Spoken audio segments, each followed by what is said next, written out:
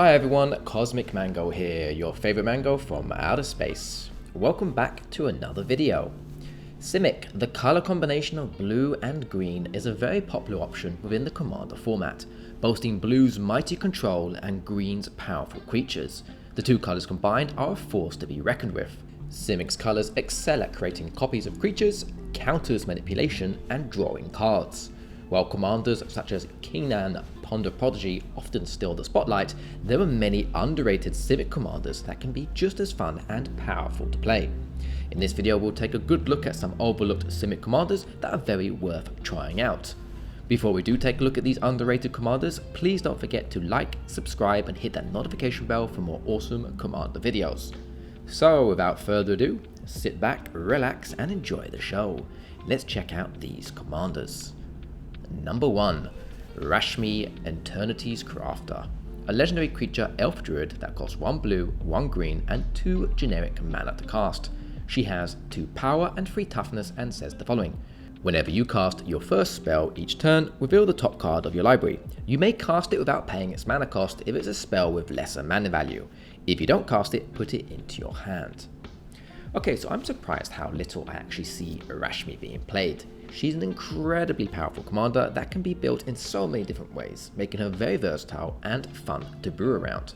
You can opt towards a heavy creature focused deck and try to build a huge army of creatures with the help of Rashmi's triggered ability. Or you can focus on abusing powerful instant and sorcery spells. Honestly, you can do whatever you feel like. Rashmi's kit is just so darn efficient. When you cast your first spell, preferably it's a high costing one, and let Rashmi help you cast another spell with lesser mana value for free.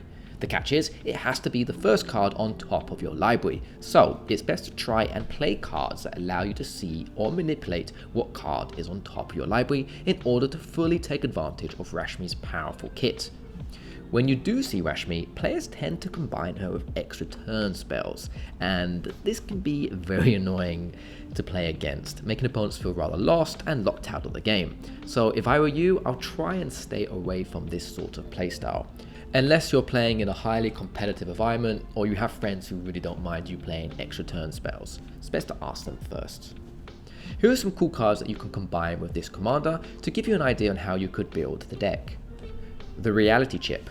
A wonderful spell that costs 1 blue and 1 generic mana to cast, is going to help us see what is on top of our library, as it allows us to look at the top card at any time. This only costs us 2 total mana and can really help us with our game plan, so a definite card worth adding to the deck. Another great card is Rave Break Hippocamp, an enchantment creature that costs 1 blue and 2 generic mana to cast. It says the following. Whenever you cast your first spell during each opponent's turn, draw a card. So if you choose to build a deck with Rashmi utilizing a lot of non-creature spells, then chances are you're casting spells on opponents' turns, as well as your own. With this creature by your side, we are going to be able to draw a lot of cards over the game, so it's a solid addition. Rashmi offers superb momentum, with the worst case scenario being free card draw when you cast your first spell each turn. She truly can be a monstrous commander to play and highly enjoyable. How would you play this commander? It's up to you. But do share your thoughts in the comments below. One last thing I'd like to note is that flash in a deck like this can be very, very good. So perhaps combine her with that as well. You can buy this commander for around $1. Number 2. Prime Speaker Vannifar.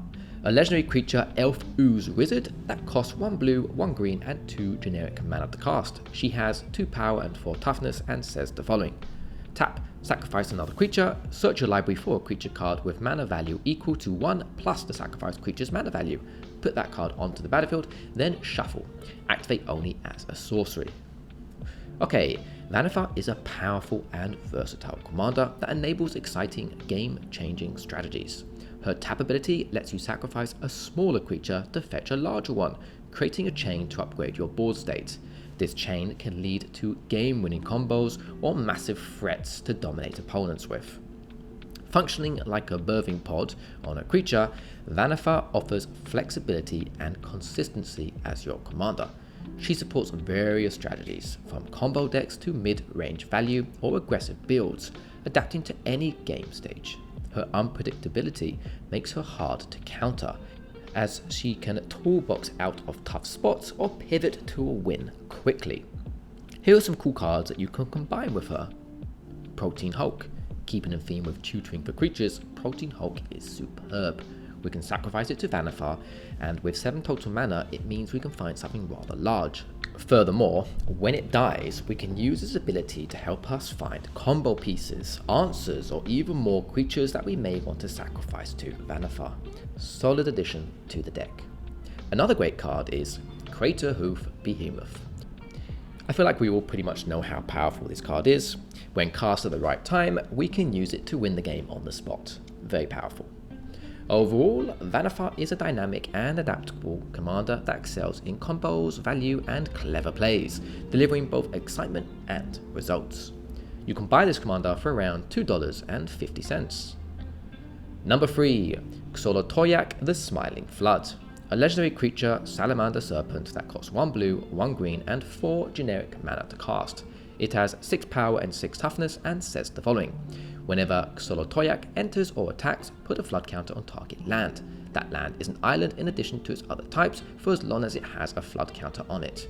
At the beginning of your end step, untap each permanent you control with a counter on it. So this adorable creature is absolutely charming. Just take a look at that smile. That said, I'd probably be frozen in fear if this creature suddenly appeared in front of me while I was out in the ocean. This commander's ability to add flood counters to lands is rather nice. We can use it as a mana fixer, making our forests able to produce blue mana. Furthermore, we can untap them at the start of our end step if the land has a flood counter on it, or any other sort of counter. This effect gives it a vibe similar to Seedborn Muse, and we all know how incredibly strong that card can be. While this commander does cost 6 mana to cast, it's still very worth the price, offering a superb kit. Fortunately, with green in its color density, ramping into it shouldn't be too difficult, so 6 mana shouldn't be too hard to achieve. You can even get a little bit political with this commander by offering an opponent a flood counter in exchange for something else, which is pretty cool. Although, all they really gain from the flood counter is being able to generate blue mana from a target land. So perhaps this political play will be rarely seen. I mean, let's say your opponent really needs that blue mana, perhaps you could strike a good deal. Here's a great card to match with this commander. Forgotten Ancient, a creature spell that costs 1 green and 3 generic mana to cast. It says the following. Whenever a player casts a spell, you may put a +1/+1 counter on this creature. At the beginning of your upkeep, you may move any number of +1/+1 counters from this creature onto other creatures. So this creature is going to be an all-star within a Xolatoyac deck. It's going to help us build an enormous amount of +1/+1 counters, and we can distribute them onto creatures we control, creating synergy with Xolotoyac's ability, which will allow us to untap any permanent we control with a counter on it. So very, very nice. Overall, this charming serpent seems like a blast to play and build around, and it has the potential to be a formidable force on the battlefield. You can buy this commander for around $1.50. Hey everyone, fun little fact. Only around 13% of you watching this video are actually subscribed to me. So, you guys from the larger percentage who are coming back to view these videos, maybe think about subscribing. That would really make my day. Okay, let's dive back into this video. Number 4, Kaseto Orochi Archmage. A legendary creature snake wizard that costs 1 blue, 1 green, and 1 generic mana to cast. It has 2 power and 2 toughness and says the following. For 1 green and 1 blue, target creature can't be blocked this turn. If that creature is a snake, it gets +2/+2 until end of turn. Now this is a cool creature that you rarely see in Commander. I don't know what it is, but I've always been transfixed by the whole unblockable mechanic. I find it so cool. Being able to swing without the fear of being blocked is incredibly powerful. You can do all sorts of cool things with this commander. Go the tribal snake route and buff up all your snakes when they attack with +2/+2, and of course make them unblockable. Or you can opt towards piloting big, powerful creatures and use Kaseto to help make them contact with your opponent's life total. Finally, a very interesting way you could run a Kaseto deck is going the infect route. Attack with your infectious creatures and have Kaseto stop anyone from blocking you. Pretty cool, right? You could very quickly build up poison counters with this as your commander. This commander is flexible when it comes to deck brewing, making it a great choice to build around. Plus, at just 3 total mana to cast, we can get Kaseto out early and really start our game plan. Here are some cool cards you could run with this commander. Ochran Frostfan. If you're leaning towards the snake tribal route, then this creature is one of the best snakes you can use. It offers a lot of great keywords. Attacking creatures we control gain Death Touch, and whenever a creature you control deals combat damage to a player, draw a card. Card draw is incredibly powerful and always has been, making this snake a must include for a Kaseto deck. Another great card is Blighted Agent. If you're leaning towards the infect route, this creature can help you get there, offering great evasiveness. I know it only has one power, but hey, it can't be blocked. So, very good and can start the infect train rolling. Overall, Kaseto is a highly underrated commander that is very much worth trying out, especially if you like the idea of snake tribal and sneaky unblockable plays. You can buy this commander for around $1.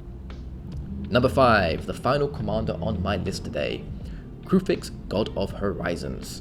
A legendary enchantment creature god that costs 1 blue, 1 green and 3 generic mana to cast. It has 4 power and 7 toughness and says the following. Indestructible, as long as your devotion to green and blue is less than 7, Kruphix isn't a creature. You have no maximum hand size. If you would lose unspent mana, that mana becomes colorless instead. So this is a good one that does a lot of very good stuff. Kruphix allows you to store unused mana in your mana pool as colorless mana, which doesn't disappear between phases or turns. This ability is incredibly strong for decks that need to be casting high cost spells or activating expensive abilities. The stored mana can be used for anything, giving you the flexibility to respond to threats or opportunities at any time. It's a rather awesome mechanic. This means we can use Kruphix to play big splashy game-ending spells or game-breaking creatures at any moment. Superb.